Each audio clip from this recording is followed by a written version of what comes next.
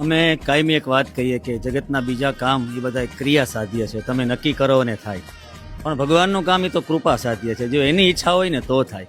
મનોરથ અમારા ધર્મેશભાઈ અને મકાતી પરિવારે કર્યો, પણ કાંઈક ભગવાનની ઈચ્છા હતી અને આવું આયોજન તો જ થઈ શકે કે જો એની ઈચ્છા હોય તો. ભાગવતની એક સુંદર રચના છે, શ્રીમદ ભાગવત રસપાન સંતો સાંભળો ભાવે.